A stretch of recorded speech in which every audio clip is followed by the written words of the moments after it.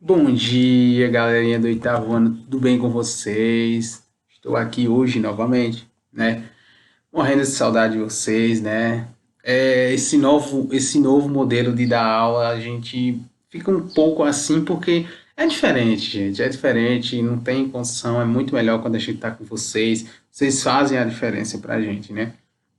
Mas, de toda forma, né, nós temos que seguir dessa forma, não podemos parar, né? Vocês também não podem ficar sem estudar, é muito importante. E é isso que a gente tem, vamos dar graças a Deus que a gente está bem, estamos com saúde, estamos em casa, estamos podendo transmitir essas aulas para vocês, vocês estão podendo assistir essas aulas. Isso é ótimo, gente. Só agradecer a Deus mesmo por tudo e por tudo que Deus faz por a gente, né?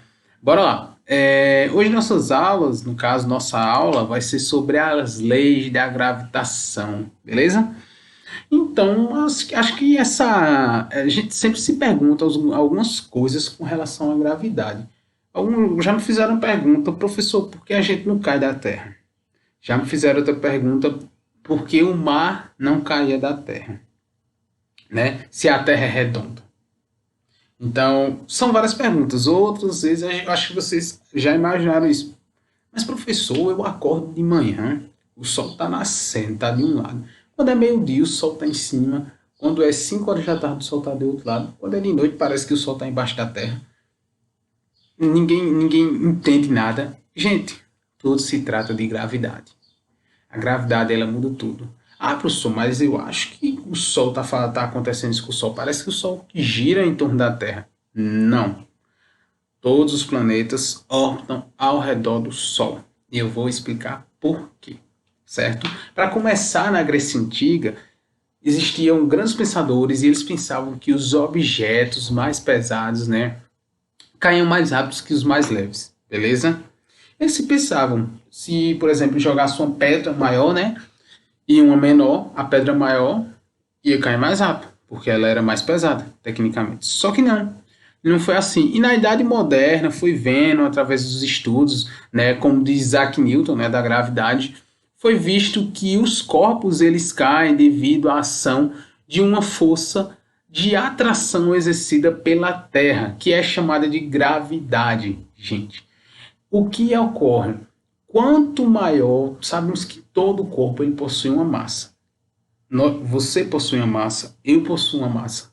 Esse celular possui uma massa, né? Se eu jogar ele aqui, ele vai cair, vai quebrar, né? Não vou jogar. Mas tudo possui uma massa. Então, o que é que acontece? Notem que tudo que cai, tudo que a gente solta, ele vem em direção ao centro da Terra. Isso faz parte da gravidade. Porque quanto maior a massa, eu digo uma massa grande, uma massa, um número de massa gigantesco, certo? Não é 4 quilos, 2 quilos. Ele vai ter tendência a puxar o que tem uma menor massa, certo? Um menor corpo. Isso é o poder da gravidade. E tudo vem para o centro da Terra por conta da massa da Terra. Ah, professor, mas se fosse assim, o celular era para colar em mim. Gente, eu falo de algo muito grande, de um número de massa muito grande. Beleza? Então é assim que acontece. É por isso que quando Newton estava comendo a maçã dele lá, embaixo da macia, a maçã caiu na cabeça dele e ele começou a pensar como seria o movimento da Lua, por que a Lua girava em torno da Terra, por que os planetas giravam em torno do Sol e por que a maçã ela sempre caía em direção ao centro da Terra. E foi explicado dessa forma, que os corpos eles caem devido a uma força de atração exercida pela Terra. Eu vou falar disso mais na frente, porque a gente ainda tem algumas coisinhas para falar antes, beleza? Vamos lá. Então, com isso foi visto que o tempo de queda é independente da massa do corpo, beleza? Bem, existiam dois modelos, né, que seriam um modelo heliocêntrico e um modelo geocêntrico. Eu pedi para vocês fazerem um resumo disso, né? Foi sobre cosmologia, né? E a cosmologia trabalha sobre esses dois modelos. O modelo heliocêntrico, pessoal, como nós podemos ver aqui, né, o Sol, ele é o centro, né? Então todos os planetas vão orbitar ao redor do Sol. Já o geocêntrico, a Terra é o centro e todos os planetas giram em torno da Terra. Improvável, né, gente? Não tem nem o que discutir. Mas isso foi debatido por muito tempo até que foi aceito o modelo heliocêntrico, que é o modelo de hoje, beleza? Então, esse estudo sobre a posição das estrelas e planetas e Lua começou por Tycho, né? E depois, mais na frente, veio Kepler e formulou 3 leis que ficaram conhecidas como as leis de Kepler, que é o que eu vou mostrar para vocês agora.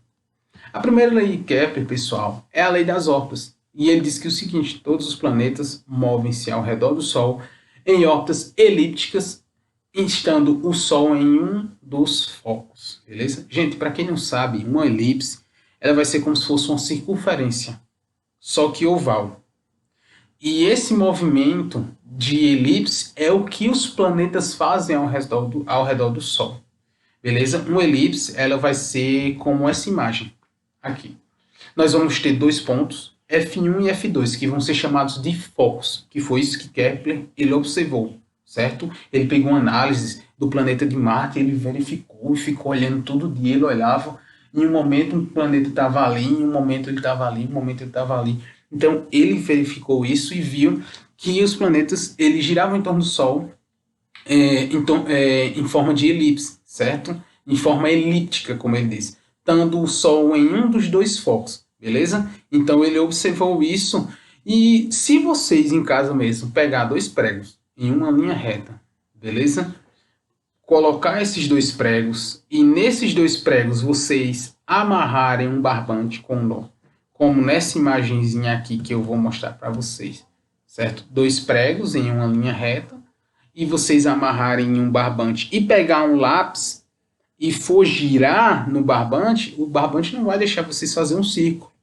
Vocês vão formar um elipse, que é um círculo mais achatado. E foi dessa forma que ele observou e que ele fez. Ele colocou o Sol em um desses 2 pontos que o barbante está amarrado. Qualquer um, né? No caso da nossa imagenzinha, top, o Sol, no caso, ele vai estar, no caso, no ponto F1. Então, Kepler ele percebeu também que a velocidade das órbitas do planeta em torno do Sol não era constante. Não era constante. Cada planeta ele ia ter uma velocidade diferente, beleza? Por causa do formato das órbitas. Como era um elipse, em um momento esse planeta ia estar mais perto do Sol, em outro momento ele ia estar mais longe do Sol. Então essa velocidade não era constante, certo? E nisso havia pontos nos quais a distância ao Sol aumentava, como eu falei para vocês, ou diminuía, e que essa mudança era responsável por variações nas velocidades dos planetas que orbitavam o Sol. Então, essa variação de velocidade dos planetas ia fazer com que em momentos eles estivessem mais perto do Sol, em outros momentos mais distante do Sol. Show? Vamos lá. Beleza, essa aqui é a imagenzinha, como eu mostrei para vocês. Vamos dizer aqui que esse planeta ele está bem mais longe do Sol. Se ele tivesse aqui, no caso, ele estaria mais perto, né? E aqui a gente tem o F2 focos, né? Como eu falei para vocês. Um elipse, F1, foco 1, F2, foco 2. Ele colocou o Sol e o planeta orbitando ao redor do Sol. Show? Então, dizemos que ao atingir uma menor distância ao Sol, os planetas eles encontram em periélio. Gente, lembre-se disso. No questionário, na atividade de vocês, vai ter questões desse tipo, beleza? Então, como vocês podem ver aqui, se o planeta ele estivesse aqui pertinho do Sol, na imagem aí, ele está em periélio. E quando ele atingir um ponto da órbita mais distante do Sol, ele vai estar em afélio. Como vocês podem ver, tem um pontão preto aí na imagem, com o nome planeta, e ele está bem distante do Sol. Ele está em afélio, beleza? É só isso que vocês têm que entender. É bem fácil, essa aula é bem tranquilona. É bem mais teoria. Então, ele criou a segunda lei de Kepler, a lei das áreas. Então, foi um dos grandes problemas que ele encontrou, que seria explicar a variação da distância percorrida por Marte. Lembra que eu disse que ele pegou os dados de Marte, né? Percorrida por Marte no mesmo intervalo de tempo, né? Essa lei mostra que para um referencial fixo no Sol, que seria um foco, a linha que liga o centro do planeta, vocês estão vendo que tem uma linha que está ligando o centro do planeta a uma estrela. A estrela seria o Sol. Então, a linha que liga o centro do planeta ao centro da estrela varre áreas iguais em intervalo de tempos iguais. Professor, o que o senhor está falando? O senhor falou dos gregos e virou grego agora? Só pode, né? Mas não, gente, é mais fácil que o que parece. Deixa eu tirar aqui a nossa imagem de tela cheia. Estão vendo aqui nossa setinha. Vamos dizer que aonde nossa setinha está aqui nesse ponto seria o ponto 1, certo? Essa linha que liga a estrela ao centro do planeta seria o ponto 1. E aqui, essa linha que está ligando o centro da estrela a esse outro ponto seria o ponto 2. Então, ponto 1, ponto 2 na área 1, beleza? E aqui nós vamos ter a área 2. Então, aqui a gente vai ter ponto 3 e ponto 4. O que Kepler queria dizer é que se para um planeta, vamos dar um exemplo, que para um planeta sair do ponto 1 até o ponto 2, ele levou um mês. Anotem aí no caderno, ele levou um mês para sair do ponto 1 para o ponto 2. E para sair do ponto 3 para o ponto 4, ele levou um mês também, beleza? Só que aqui ele estava em periélio e aqui ele estava em afélio, beleza? Aqui estava mais perto do Sol e aqui mais distante. Notem que a circunferência, no caso aqui, né, das linhas é bem mais alta do que da área 2, né? As linhas da área 2, ela é bem mais alta do que a área 1. Então, o que é que ele quer dizer? Que o planeta ele percorreu no mesmo intervalo de tempo, tanto ele varreu, né, a área 1, né, e varreu a área 2 no mesmo intervalo de tempo, em um mês. Na área 1, um mês, na área 2, um mês. Então, o intervalo de tempo da área 1 vai ser igual ao intervalo de tempo da área 2, ou vice-versa, o 2 igual a 1, beleza? O intervalo de tempo é o mesmo. Agora, só que vocês podem ver que a área 2 ela é bem mais larga do que a área 1. Ela é mais perto do Sol, porque é periélio, né, no caso, e a área 1 é mais longe porque está em afélio. Mas a área 2 ela é bem mais larga do que a área 1. Então, para ele varrer a área 1 do ponto 1 ao 2, ele foi tranquilão lá, o planeta. Ele ficou numa velocidade bem de boas, bem devagar. Mas para ele varrer do ponto 3 ao 4, ó, ele teve que suar, ele aumentou a velocidade dele. Então quer dizer que o seguinte, quando o planeta estava na área 2 em periélio, sua velocidade foi maior do que quando ele estava em afélio. Então quer dizer que a sua velocidade na área 2 foi maior do que sua velocidade na área 1, galera. Quando ele estava em periélio, ali pertinho do Sol, ele teve que suar para chegar em um mês, para cumprir do ponto 3 ao ponto 4 em um mês, né? Que seria o mesmo intervalo de tempo dos dois. Já quando ele estava na área 1, né, mais distante do Sol, ele cumpriu em um mês bem tranquilão. Então vejam o que ele disse. A velocidade ela não é constante, ela varia. Foi o que ele enxergou. Isso é muito bacana, pessoal, certo? E aí ele viu, essa lei mostra que para um referencial fixo no Sol, a linha que liga o centro do planeta ao centro da estrela varre áreas iguais em intervalos de tempos iguais. Os intervalos de tempos são iguais. Os dois cumpriram em um mês. Eles varreram do ponto 1 ao 2 em um mês, do ponto 3 ao 4 em um mês. Porém, a velocidade ela não é constante. A velocidade da órbita dos planetas ela não vai ser constante, beleza? Seguimos, né? Seguimos. Vamos lá. A terceira lei de Kepler, né? Seria a lei dos períodos. Kepler ele encontrou uma relação entre o tempo que leva para os planetas completar sua órbita e a distância média do planeta em relação ao Sol, né? Gente, isso aqui foi só uma conta que ele fez. E ele usou o seguinte. Ele colocou que... Ele pegou o tempo, né? Vamos pegar o tempo, que a Terra gira em torno do Sol. Ele pegou esse tempo e elevou ao quadrado. Beleza? Daí ele pegou um raio. Gente, quando ele fala em raio, ele fala sobre distância. Raio seria a distância entre o Sol e a Terra. Se ele estaria em afélio ou se estaria em pericélio, beleza? E aí ele pegou... Aí aqui a gente pode dizer que na área 2, a gente pode dizer que é o raio pequeno, porque está mais perto do Sol, e na área 1, raio grande. Mas ele só pegou metade de cada um. Ele pegou o raio que a gente chama de raio médio. Seria a metade do comprimento dessa linha para chegar... Vocês estão vendo essa linha pretinha na imagem, seria a metade dessa linha pretinha que está chegando à Terra. Vamos dar um exemplo. E elevou ao cubo. E ele viu que o resultado dava constante para todos os planetas. ele viu que se ele pegasse Marte, iria dar o mesmo resultado. Se ele pegasse Júpiter, iria dar o mesmo resultado. Então, o que é que ele viu? Que os quadrados dos períodos de revolução seria o tempo que o planeta leva para fazer sua órbita completa. Então, os quadrados dos períodos de revolução dos planetas ao redor do Sol são diretamente proporcionais aos cubos dos raios médios de suas órbitas, que foi isso que eu expliquei. Sendo assim, chamando de ter o período de revolução, que seria o tempo que o planeta faz sua órbita ao redor do Sol, e raio médio da órbita, né? No caso, que seria o comprimento, se ele ia estar em afélio, se ele ia estar em pericélio, beleza? E aqui nós teríamos a teoria da gravitação universal, né?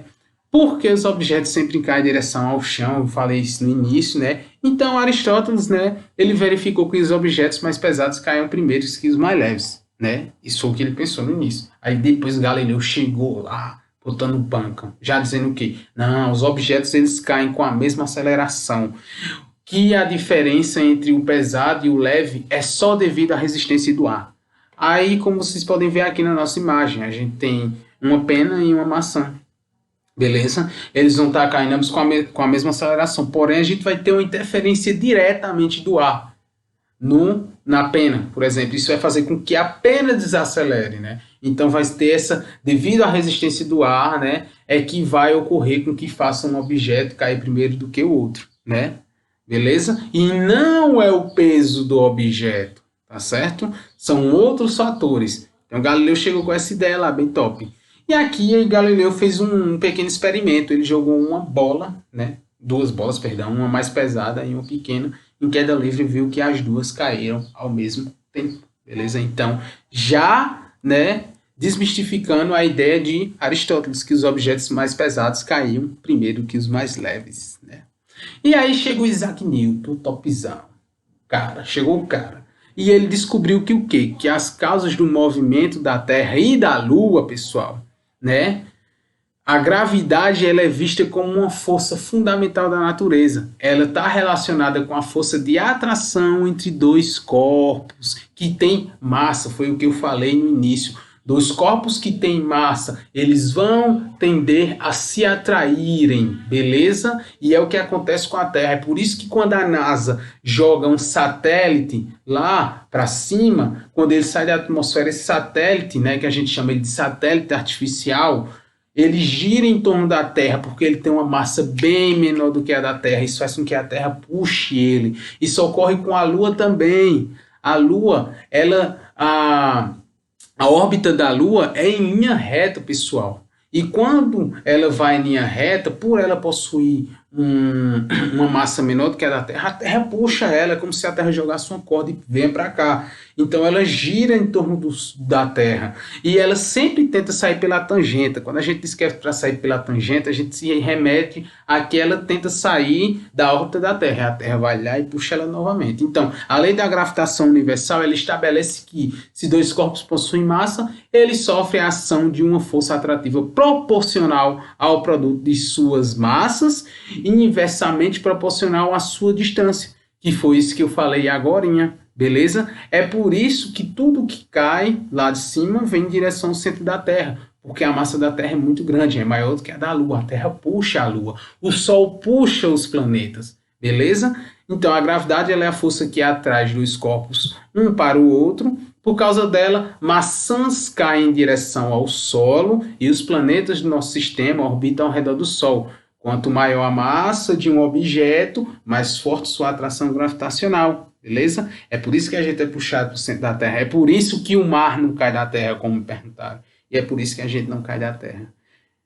E aqui, para, né, finalizar, né, nós vamos ver aqui a maçã novamente caindo, né, na cabeça do Newton, né, enquanto ele estava lendo, né? E os planetas aqui sendo orbitando o Sol, né? Ao redor do Sol, né? São atraídos pelo Sol. E para vocês terem em mente, né? E a gente já está finalizando nossa aula, a poeira cósmica e os gases do espaço se reúnem formando grandes aglomerações massivas, constituído por exemplo, as estrelas e os planetas. Então, Através da gravidade, essas poeiras e gases vão se reunir e é daí que vai surgir algumas estrelas e alguns planetas. Tudo com relação à gravidade. A força de gravidade ela é responsável também por manter a Lua em órbita em torno da Terra, o que eu tinha falado já para vocês. E a Lua ela vai possuir uma velocidade muito alta, gente. Isso faz parte da gravidade também. E então a Lua, por ter uma velocidade muito alta, né, ela gira em torno da Terra, porque essa velocidade faz com que ela nunca saia, né, da trajetória da Terra, certo? E quando ela tenta sair por conta da massa da Terra, a Terra puxa ela, beleza? Isso é o que ocorre quando a NASA lança o foguete. O satélite, perdão, lança o satélite. O satélite ele é acoplado no foguete porque o foguete vai levar ele numa velocidade necessária para que ele saia, né, do nosso planeta e faça com que ele orbite ao redor da Terra, né? Beleza? Então é isso que acontece e a nossa aula de hoje chega ao fim. Espero que vocês tenham aprendido, certo? Qualquer coisa pode vir tirar dúvida, vai ter atividade para vocês. Estou muito feliz. Até a próxima aula, gente. Fiquem com Deus. Beijão para vocês. Tudo bem com vocês? Espero que sim, né? Bem, no fim da aula eu resolvi gravar um experimento para vocês entenderem um pouco mais, né, sobre a gravidade, beleza? Então, para começar esse experimento, eu vou falar qual foi a proposta de Aristóteles com relação à gravidade. Aristóteles ele observou que os objetos mais pesados cairiam mais rápido do que os mais leves, em direção ao centro da Terra, beleza? Já Galileu, ele observou que não, que os objetos mais pesados cairiam ao mesmo tempo que o mais leve. Eles teriam a mesma aceleração, independente de suas massas. Só que iria ter algo chamado de resistência do ar. E essa resistência do ar iria fazer com que um objeto pudesse cair mais rápido do que o outro. Porém, ele deu a ideia de se criar um vácuo. E assim, através da criação de um vácuo, ele poderia identificar e ver que os objetos eles cairiam ao mesmo tempo. E eu vou mostrar isso para vocês. E como vocês sabem, Newton chegou para revolucionar tudo e Newton viu que dois corpos, né, ou todo corpo que tem massa, vai sofrer um processo de atração e eles sempre vão cair em direção ao centro da Terra. Então aqui nós temos um caderno, né, com a massa X e uma folha com a massa Y. E eu vou soltar esse caderno e essa folha de uma mesma altura, uma altura X. Eu não mensurei a altura e vocês vão ver o que acontece. Beleza? Vamos lá. Notemos que o caderno caiu primeiro do que a folha. Aí vocês vão estar dizendo, professor, foi o que Aristóteles disse, né? O peso do caderno influenciou, então por isso ele caiu mais rápido que a folha. Mas não. Notemos que o quê? Eles têm a mesma aceleração, só que a folha sofreu o processo de resistência do ar. Isso fez com que ela caísse depois do caderno. Agora notem o que eu vou fazer. Eu vou colocar essa folha em cima do caderno e vou soltar o caderno e a folha de uma altura X novamente. E vocês vão ver o que aconteceu. O caderno e a folha caíram igual, gente. Eles caíram com a mesma aceleração. Porém, foi criado um vácuo. Quando eu coloquei o caderno e a folha em cima e soltei de uma determinada altura, foi criado um vácuo e não houve resistência do ar sobre a folha. Então, comprovando, né, a teoria de Galileu e de Newton, né, nós podemos ver que, independente da massa, o caderno e a folha vão ter a mesma aceleração de queda e sempre vão cair em direção ao centro da Terra. Esse é o nosso experimento. Espero que vocês tenham gostado. Eu quero que vocês façam em casa, né? E se fizerem, mande fotos ou vídeos no grupo, no privado, beleza, pessoal? Abração, beijo e fique com Deus.